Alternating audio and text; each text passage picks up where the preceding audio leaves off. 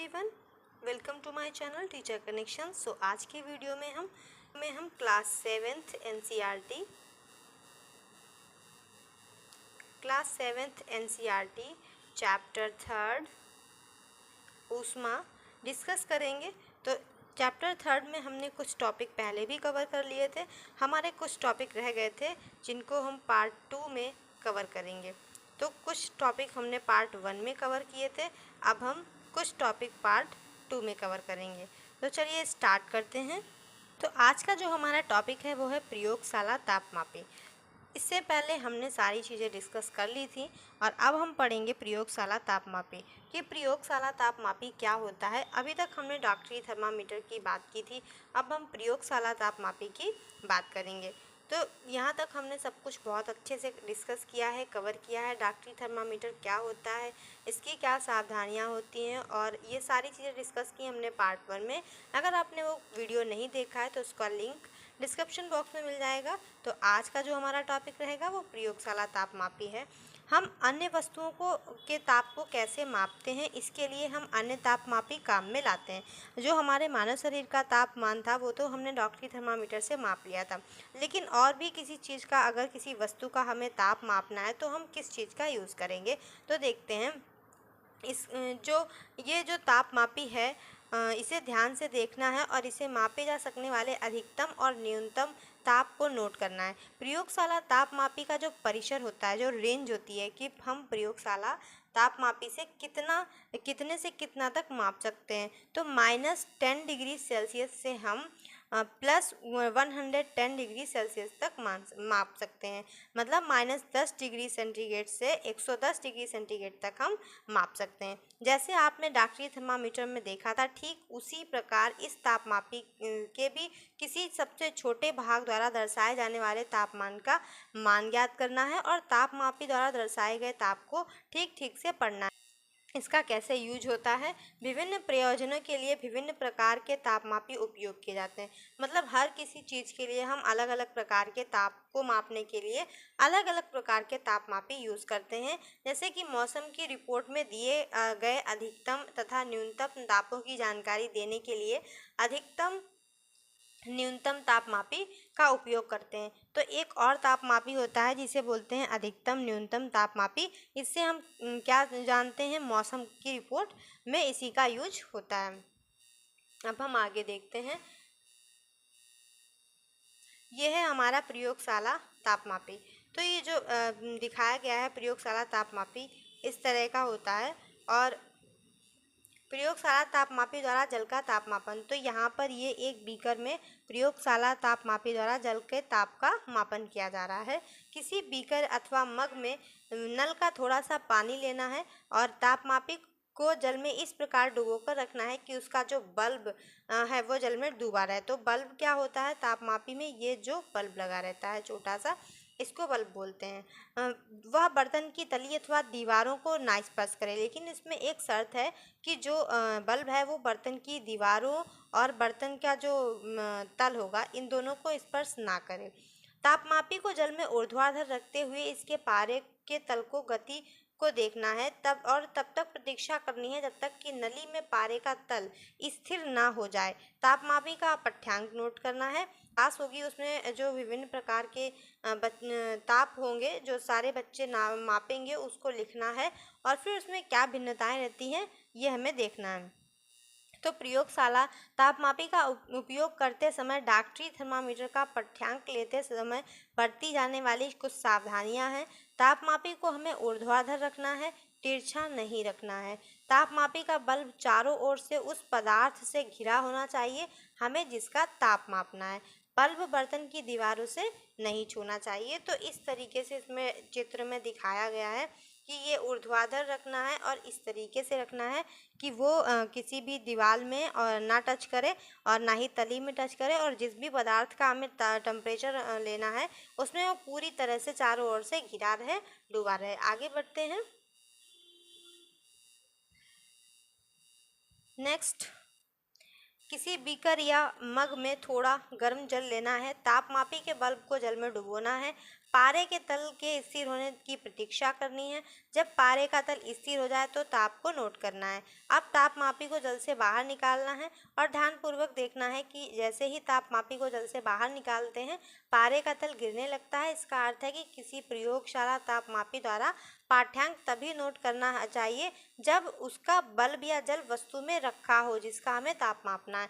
मतलब ये है कि जो हमारा तापमापी होता है हमें उसका जो पारे की जो लाइन चढ़ती है ऊपर को, तो हमें उसका ताप उसी टाइम मापना चाहिए जिस टाइम थर्मामीटर जो तापमापी है वो जल में या जिस वस्तु का ताप मापना है उसमें डूबा हुआ हो।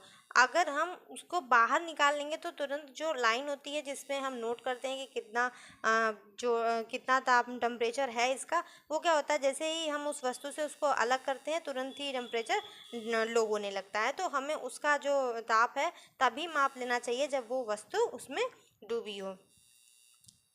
हमें अपने शरीर का ताप मापते समय अपने पाठ्यांक को नोट करने के लिए थर्मामीटर को मुंह से बाहर निकालना पड़ता है। प्रयोगशाला तापमापी को अपने शरीर का ताप मापने के लिए उपयोग कर सकते हैं। स्पष्ट है कि प्रयोगशाला तापमापी का उपयोग इस प्रयोजन के लिए सुविधाजनक नहीं है।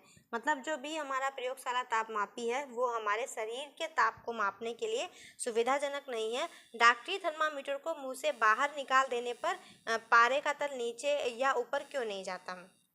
मतलब जो हमारा डॉक्टरी थर्मामीटर है उसमें पारे का तल ऊपर या नीचे क्यों नहीं जाता है, और प्रयोगशाला का जो थर्मामीटर होता है तापमापी होता है वो तुरंत ही उसका जो लाइन है वो नीचे को आ जाती है।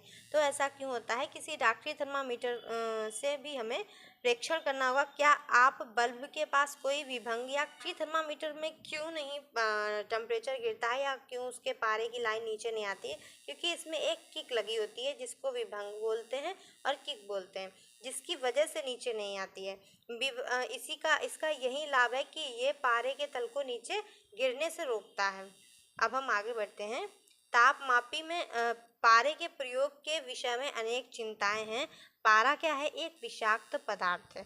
तो जैसे कि हम अपना टेम्परेचर मापते हैं लेकिन पारा क्या होता है, एक विषाक्त पदार्थ होता है। यदि तापमापी गलती से टूट जाए तो इसका निपटान अत्यंत कठिन हो जाता है। आजकल अंकीय तापमापी यानी कि डिजिटल थर्मामीटर उपलब्ध है जिनमें पारे का उपयोग किया जाता है। तो आजकल तो बहुत सारे डिजिटल थर्मामीटर आ गए हैं जिसमें पारे का यूज ही नहीं होता है, क्योंकि पारा एक विषाक्त पदार्थ है तो वो काफ़ी रिस्की रहता है। तो डिजिटल थर्मामीटर में ऐसा कोई रिस्क नहीं रहता है। और भी हम लोगों ने कोरोना के टाइम पे बहुत सारे कोविड के टाइम पे डिफरेंट टाइप के थर्मामीटर देखे जो यूज़ किए गए, जो बिना ही टच किए दूर से ही हमारा टेम्परेचर मापते थे। क्लास 6 की NCERT में हमने उनको देखा भी है और अच्छे से पढ़ा है। अब देखते हैं हमारा जो नेक्स्ट टॉपिक है ऊष्मा का स्थानांतरण, कि जो ऊष्मा होती है उसका स्थानांतरण कैसे होता है। मतलब ऊष्मा हीट, इसका स्थानांतरण कैसे होता है और किन वस्तुओं में होता है और किस प्रकार से होता है। संभवतः आपने देखा होगा कि जब किसी बर्तन को ज्वाला पर रखते हैं मतलब गर्म करते हैं तो वो तप्त हो जाता है। इसका क्या कारण है। ऊष्मा ज्वाला से बर्तन की ओर चली जाती है और बर्तन को ज्वाला से हटा लेते हैं, और जब बर्तन को ज्वाला से हटा लेते हैं तो यह धीरे धीरे ठंडा हो जाता है। मतलब जब हम किसी जलते हुए बर्तन को जलती हुई जो ज्वाला है उस पर बर्तन को रखते हैं तो ऊष्मा क्या होती है, बर्तन की तरफ आती है और बर्तन गर्म हो जाता है, और जैसे ही हम बर्तन को हटा लेते हैं वैसे ही ज्वाला हट जाती है और बर्तन से जाती है धीरे धीरे और बर्तन ठंडा हो जाता है। यह ठंडा क्यों हो जाता है, ऊष्मा बर्तन से परिवेश की ओर स्थानांतरित हो जाती है। इस प्रकार आप समझ सकते हैं कि दोनों स्थितियों में ऊष्मा गर्म वस्तु से ठंडी वस्तु की ओर प्रवाहित होती है। वास्तव में ऊष्मा सदैव गर्म वस्तु से अपेक्षाकृत ठंडी वस्तु की ओर ही प्रवाहित होती है। तो ऊष्मा जो रियल में प्रवाहित होती है वो क्या होती है, गर्म वस्तु से अपने जो जितनी गर्म वस्तु है उससे जो ठंडी वस्तु होगी उसकी तरफ ही प्रवाहित होती है। तो आगे देखते हैं ऊष्मा किस प्रकार स्थानांतरित होती है, इसे हम एक एक्टिविटी से समझेंगे। एल्युमिनियम या लोहे जैसी किसी धातु की हमें एक छड़ लेनी है और चपटी पट्टी लेनी है। जब मोम के छोटे छोटे टुकड़े चिपकाने हैं और ये टुकड़े लगभग समान दूरियों पर होने चाहिए। हमें क्या करना है कि जो हमें एक लोहे की छड़ लेनी है और उसमें मोम के टुकड़े जो हैं वो समान दूरी पर चिपका लेने हैं और फिर एक छड़ के एक सिरे को प्रयोगशाला स्टैंड पर कसना है। यदि आपको स्टैंड ना मिले तो छड़ के एक सिरे को क्या करना है, ईंटों के बीच में दबा देना है, जिस प्रकार डायग्राम में दिखाया गया है। अब छड़ को दूसरे सिरे को हमें गर्म करना है इस तरीके से और फिर देखना है कि ऊष्मा का स्थानांतरण कैसे होता है। फिर क्या होगा कि मोम के टुकड़ों का क्या होगा कि जैसे जैसे ऊष्मा इधर साइड को स्थानांतरित होती जाएगी, मोम के टुकड़े पिघलना शुरू हो जाएंगे, जिससे हमें ये पता चलेगा कि ऊष्मा जो है स्थानांतरित हो रही है। जैसे कि यहाँ पर ऊष्मा गर्म हो जाएगी और ये जो हमारी ये जो पट्टी है ये यहाँ पर गर्म हो जाएगी। यहाँ पर जब ऊष्मा गर्म हो जाएगी तो इससे ये वाला भाग थोड़ा सा ठंडा रहेगा, तो ऊष्मा ठंडे की तरफ स्थानांतरित होगी। जब ये भी गर्म हो जाएगा तो इस तरफ आएगी, फिर ये भी गर्म हो जाएगा तो इस तरफ। इस तरीके से जो सारे मोम के टुकड़े हैं वो क्या होंगे, पिघल जाएंगे। आगे देखते हैं। ऊष्मा ज्वाला के सबसे निकट के सिरे से दूसरे सिरे की ओर स्थानांतरित होगी। वह प्रक्रम जिसमें ऊष्मा किसी वस्तु के गर्म सिरे से ठंडे सिरे की ओर स्थानांतरित हो जाती है, उस प्रक्रिया को हम क्या कहते हैं, चालन कहते हैं। तो ये जो प्रक्रिया हो रही है इसको हम क्या कहेंगे, चालन कहेंगे। कि ऊष्मा किस तरीके से स्थानांतरित होती है, इस स्थानांतरण को हम चालन कहेंगे। एक गर्म सिरे से ठंडे सिरे की ओर स्थानांतरित होने की प्रक्रिया को हम चालन कहते हैं। ठोसों में ऊष्मा प्रायः चालन के प्रक्रम द्वारा स्थानांतरित होती है। क्या सभी पदार्थों में ऊष्मा का चालन आसानी से हो जाता है?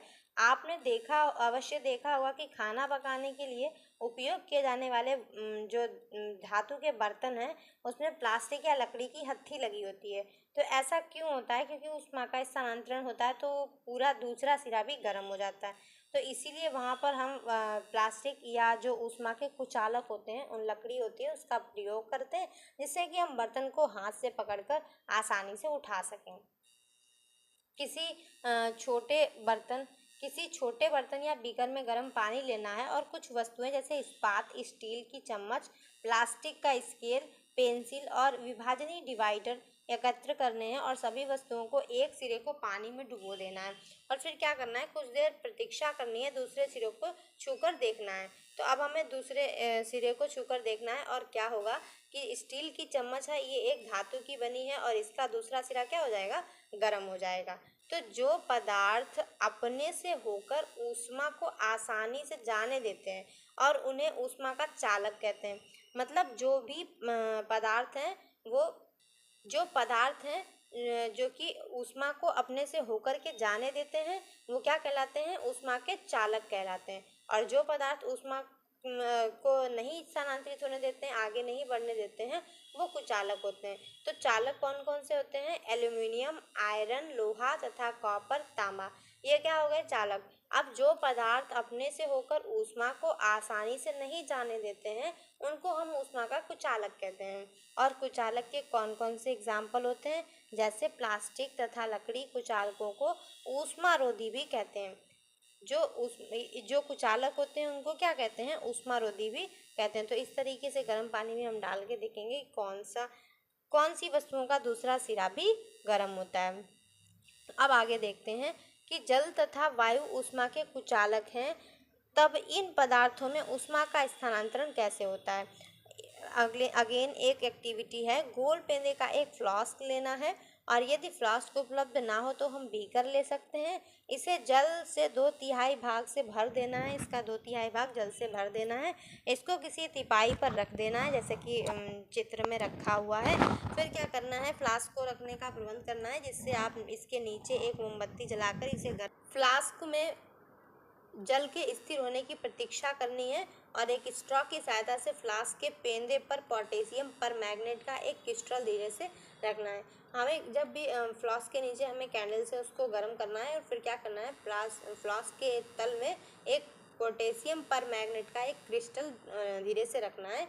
और क्या होगा, अब क्रिस्टल के ठीक नीचे मोमबत्ती जला लेनी है और गर्म करना है और अपना जो प्रेक्षण होगा उसको नोटबुक में लिखना है। अब क्या होगा, जब हम जल को गर्म करते हैं तो ज्वाला के पास का जल गर्म हो जाएगा और जल गर्म जल ऊपर उठता है। इस गर्म जल के आसपास ठंडा जल उसका स्थान ले लेता है।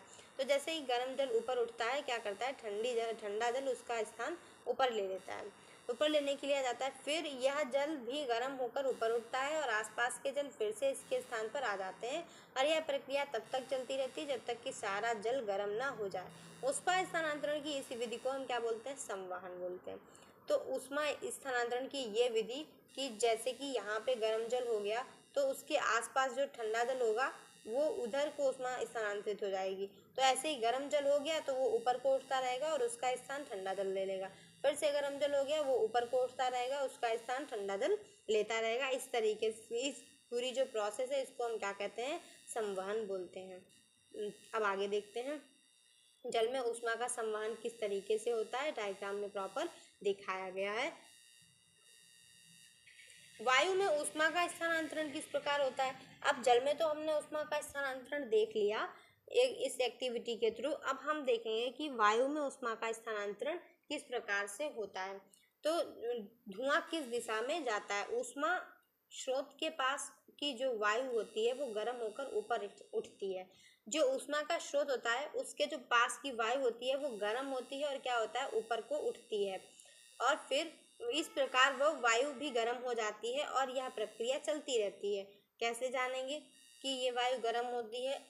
एक मोमबत्ती लेनी है और उसको जला लेना है। अपने हाथ को ज्वाला के ऊपर तथा दूसरे हाथ को ज्वाला के पार्श्व में रखना है, मतलब साइड में रखना है। क्या आपके दोनों हाथ समान गर्मी का अनुभव करते हैं। यदि नहीं तो कौन सा हाथ अधिक गर्मी का अनुभव करता है और ऐसा क्यों है। तो जैसे कि ये जो ठीक हाथ ज्वाला के ऊपर है ये अधिक गर्मी महसूस करेगा, और ये जो पार्श्व में साइड में है ये कम। ऐसा इसलिए क्योंकि जो ऊष्मा होती है वो गर्म होकर के जो भाप होती है वो ऊपर को उठती है। वायु में जो वायु होती है जब ये गर्म होती है तो वो ऊपर को उठती है, इसलिए यहाँ पर ज़्यादा गर्म महसूस होगा और यहाँ पर कम। वायु में ऊष्मा का स्थानांतरण संवहन द्वारा, इस प्रक्रिया को क्या कहते हैं, संवहन कहते हैं। और हमें यहाँ पर एक सावधानी रखनी है, अपने हाथों को ज्वाला से सुरक्षित दूरी पर रखना है जिससे कि वे जले नहीं। ध्यान देना है कि ऊपर की ओर वायु संवहन द्वारा गर्म होती है, इसीलिए ज्वाला से ऊपर का हाथ, जो ऊपर की ज्वाला है वो संवहन द्वारा गर्म होती है, इसलिए ज्वाला ऊपर का हाथ गर्मी को क्या होता है, गर्मी का अनुभव करता है, और जो पार्श्व की वायु संवहन द्वारा है वो गर्मी अनुभव नहीं कर पाती, इसीलिए वायु की लौ ऊपर की ओर वायु जैसी गर्म नहीं लगती है। साइड में इसलिए कम गर्म लगता है और ऊपर ज़्यादा गर्म लगता है। तटीय क्षेत्रों में रहने वाले लोगों का एक मनोरंजक परिघटना का अनुभव करते हैं। दिन के समय स्थल या धरती जल की अपेक्षा शीघ्र गर्म होता है और स्थल के ऊपर की वायु गर्म होकर ऊपर उठती है।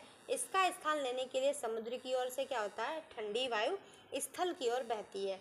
मतलब जो स्थल होता है वो दिन के समय में जल्दी गर्म होता है, और फिर क्या होता है, समुद्र के तरफ से ठंडी वायु आती है इधर, और इधर से गर्म वायु जाती है।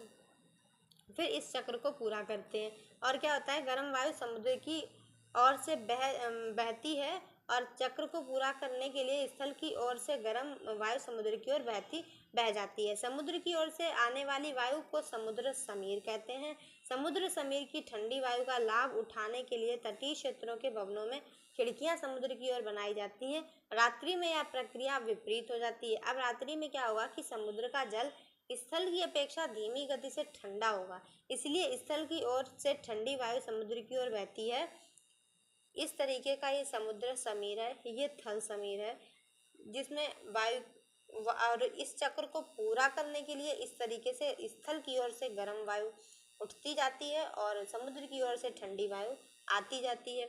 क्योंकि गर्म वायु ऊपर की ओर उठती है, इधर से देखना, फिर से ठंडी वायु इधर को आती जाती है, इधर से समुद्र की ओर बहती है, और इधर समुद्र की ओर से गर्म वायु स्थल की ओर से बहती जाती है। तो ये होता है समुद्री समीर और थल समीर। सीटेट के एग्जाम में बहुत सारे क्वेश्चन यहाँ से बनते हैं, तो इसको बहुत अच्छे से पढ़िएगा। अब देखते हैं आगे। अब जब हम धूप में खड़े होते हैं तो हम गर्माहट का अनुभव करते हैं। सूर्य से ऊष्मा हम तक कैसे पहुँचती है। तो अब भाई हमको गर्मी कैसे लगती है, हमको तो बहुत तेज़ गर्मी लगती है। तो ये जो सूर्य की ऊष्मा है वो हम मनुष्यों तक कैसे पहुँचती है। क्योंकि यह चालन और संवहन द्वारा तो हम तक पहुंच नहीं सकती, क्योंकि इन दोनों ही प्रक्रिया में एक माध्यम की आवश्यकता होती है। और आपने देखा है कि सूर्य और पृथ्वी के बीच तो बहुत सारा जो बीच का स्थान है वो खाली रहता है। ऊष्मा का स्थानांतरण होने के लिए किसकी आवश्यकता है? माध्यम की। पृथ्वी और सूर्य के बीच तो बहुत सारी जगह खाली है, कोई माध्यम है ही नहीं, तो फिर कैसे हम तक आ जाती है सूर्य की ऊष्मा? सूर्य से हम तक ऊष्मा एक अन्य प्रक्रम के द्वारा आती है, मतलब सूर्य से मनुष्य तक जो ऊष्मा है जीव जंतुओं तक, ये एक अन्य प्रक्रिया के द्वारा आती है, जिसे हम लोग विकिरण कहते हैं। विकिरण द्वारा ऊष्मा के स्थानांतरण किसी माध्यम जैसे वायु अथवा जल की आवश्यकता ही नहीं होती है। क्या होता है कि माध्यम विद्यमान हो या ना हो, विकिरण द्वारा ऊष्मा का स्थानांतरण हो सकता है। तो विकिरण में क्या होता है, माध्यम की आवश्यकता नहीं होती है, बिना माध्यम के ही जो ऊष्मा है वो स्थानांतरित हो जाती है। ऊष्मा को विकिरण द्वारा ही परिवेश को स्थानांतरित करता है। ऊष्मा विकिरण द्वारा ऊष्मा के स्थानांतरण में किसी माध्यम जैसे वायु अथवा जल की आवश्यकता नहीं होती है। माध्यम विद्यमान हो या ना हो, विकिरण द्वारा ऊष्मा का स्थानांतरण हो सकता है। अब जब तक हम किसी तापक या हीटर के सामने बैठते हैं तो हमें इसी प्रक्रम द्वारा ऊष्मा प्राप्त होती है। ज्वाला से हटाकर कोई गर्म बर्तन ठंडा होते समय अपनी कुछ ऊष्मा को विकिरण द्वारा ही परिवेश में स्थानांतरित कर देता है, और हमारा शरीर विकिरण द्वारा ही परिवेश को ऊष्मा देता है तथा उससे ऊष्मा ग्रहण करता है। तो इन्वायरमेंट में, मतलब परिवेश के द्वारा ही हमारा शहर क्या होता है, हमारा जो शरीर है वो विकिरण द्वारा ही परिवेश को ऊष्मा देता है और उससे ऊष्मा ग्रहण भी करता है। सभी गर्म पिंड विकिरणों के रूप में ऊष्मा विकिरित करते हैं। जब ये ऊष्मा विकिरण किसी अन्य वस्तु से टकराते हैं तो इनका कुछ भाग परिवर्तित हो जाता है और कुछ भाग अवशोषित हो जाता है तथा कुछ भाग परागत हो जाता है। ऊष्मा के अवशोषित भाग के कारण वस्तु का क्या होता है, ताप बढ़ जाता है।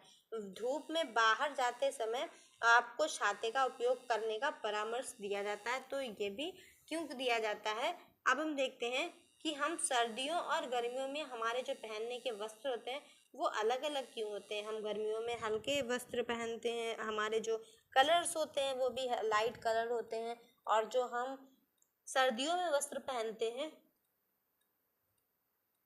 वो डार्क कलर के होते हैं और उसमें क्या नाम, वस्त्र मोटे और ऊनी होते हैं। तो ऐसा क्यों होता है, चलिए जानते हैं। गर्मियों में हम हल्के रंग के वस्त्रों को वरीयता देते हैं और सर्दियों में हम गहरे रंग के वस्त्रों को पहनना पसंद करते हैं।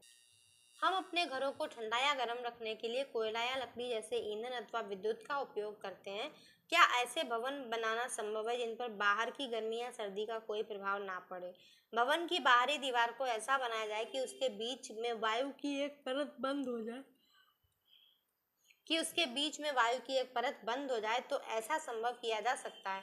ऐसा करने की एक विधि है, भवन निर्माण में खोखली ईंटों का उपयोग किया जाए, जो कि आजकल उपलब्ध है। तो अगर हमें ऐसा भवन बनाना है जो गर्मियों में ठंडा रहे और सर्दियों में गर्म रहे, तो हमें इसके लिए दो दीवारों के बीच थोड़ी सी जगह छोड़नी पड़ेगी जहाँ पर एक वायु की परत बंद हो जाए। तो खोखली ईंटों का उपयोग करके ये संभव है। क्या होता है, टिन के एक जैसे दो डिब्बे लेने हैं और इनमें से एक बाहरी पृष्ठ को काला तथा दूसरी बाहरी पृष्ठ को सफ़ेद कर देना है।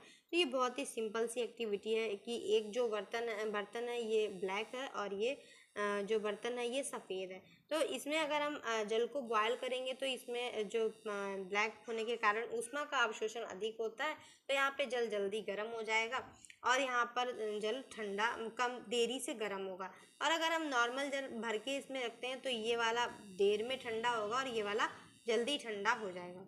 तो ऊष्मा जो काला कलर होता है वो ऊष्मा को अधिक क्या करता है, ऊष्मा को अधिक अवशोषण करता है। तो इस तरीके से हम ये अनुभव करेंगे।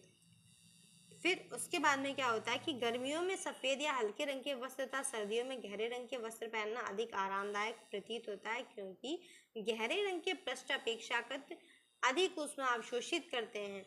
जो हल्के रंग के पृष्ठ हैं उनसे गहरे रंग के जो पृष्ठ हैं वो अधिक ऊष्मा अवशोषित करते हैं, इसीलिए ऐसा होता है। इसीलिए सर्दियों में हम क्या करते हैं कि गहरे रंग के वस्त्र पहनना पसंद करते हैं और हल्के रंग के कपड़े ऊष्मीय विकिरणों के अधिकांश अधिकांश भाग को क्या करते हैं, परावर्तित कर देते हैं।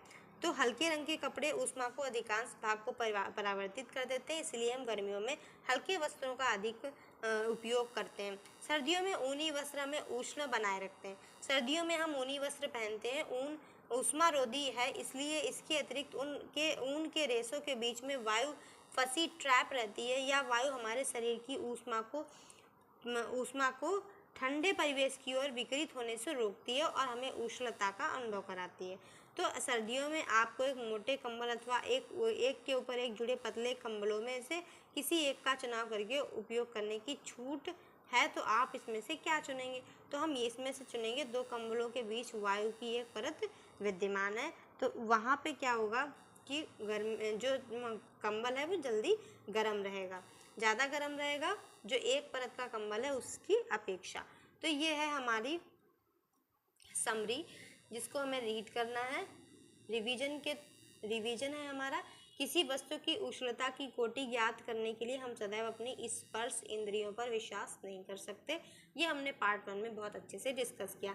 ताप किसी वस्तु की उष्णता की कोटि को मापता है। ताप मापी वह युक्ति है जिससे क्या करते हैं, हम ताप माप सकते हैं। डॉक्टरी थर्मामीटर का उपयोग हमारे शरीर के ताप मापने के लिए किया जाता है। इस थर्मामीटर का जो रेंज होती है वो 35 डिग्री सेल्सियस से 42 डिग्री सेल्सियस के बीच की होती है। अन्य प्रयोजनों के लिए हम प्रयोगशाला तापमापी का यूज़ करते हैं। इन तापमापियों का परिचय -10 डिग्री सेल्सियस से 110 डिग्री सेल्सियस तक होता है। मानव शरीर का जो सामान्य ताप है वो 37 डिग्री सेल्सियस तक होता है। आगे देखते हैं। ऊष्मा उच्च ताप के पिंड से निम्न ताप के पिंड की ओर स्थानांतरित होती है।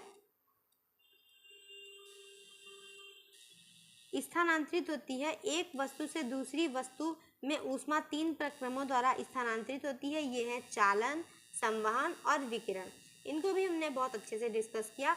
ठोसों में प्रायः ऊष्मा चालन द्वारा स्थानांतरित होती है। द्रवों तथा गैसों में ऊष्मा संवहन के द्वारा स्थानांतरित होती है, और विकिरण द्वारा ऊष्मा के स्थानांतरण के लिए हमें किसी भी माध्यम की आवश्यकता नहीं होती है। जो पदार्थ अपने से होकर ऊष्मा को आसानी से प्रवाहित कर देते हैं उन्हें ऊष्मा चालक कहते हैं।